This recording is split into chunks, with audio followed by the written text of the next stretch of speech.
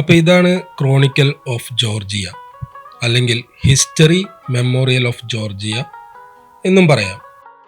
അപ്പോൾ ഇത് സ്ഥിതി ചെയ്യുന്നത് ഒരു ഉയർന്ന പ്രദേശത്താണ് കേട്ടോ. ഇത് നമ്മൾ ടിബിലിസി സിറ്റിയുടെ തൊട്ടടുത്ത് തന്നെയാണ്. ഇത് ടിബിലിസി സീ ഇതിൻ്റെ തൊട്ടടുത്ത് തന്നെയാണ്.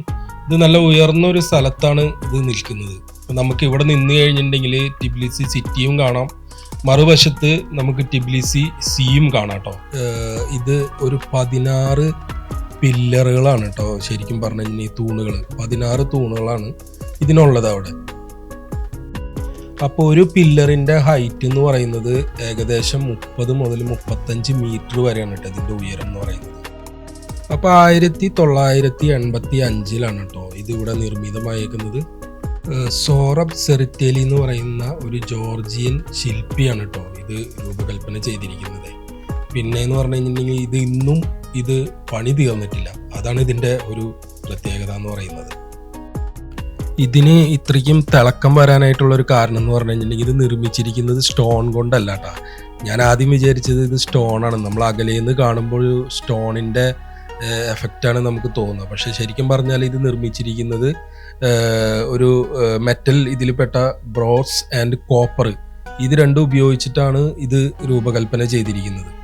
ഇതിൻ്റെ മുകളിലത്തെ ഭാഗം വരുന്നത് പഴയ രാജഭരണകാലത്തെ രാജാക്കന്മാരെയും പിന്നെ അന്നത്തെ പ്രധാനപ്പെട്ട ആൾക്കാരെയൊക്കെയാണ് കേട്ടോ സൂചിപ്പിക്കുന്നത്.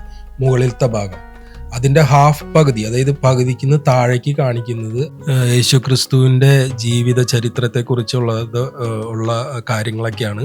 ആ ഒരു സ്റ്റോറിയാണ് പകുതിക്ക് താഴേക്ക് ഈ ഒരു പില്ലറിൽ ചെയ്തു വെച്ചിരിക്കുന്നത് കേട്ടോ. ഈ പില്ലറിൽ കാണുന്ന ഈ കളർ ഷെയ്ഡുകളെല്ലാം സൂര്യൻ്റെ വെയിലടിച്ചിട്ട് വരുന്ന കളറാണ് കേട്ടോ. പിന്നെ ഇവിടെയും ഈ അകത്തും ഇതുപോലെ തന്നെ ഇതിനെക്കുറിച്ചിട്ടുള്ള വിവരണങ്ങളും കാര്യങ്ങളെല്ലാം കൊടുത്തിട്ടുണ്ട്.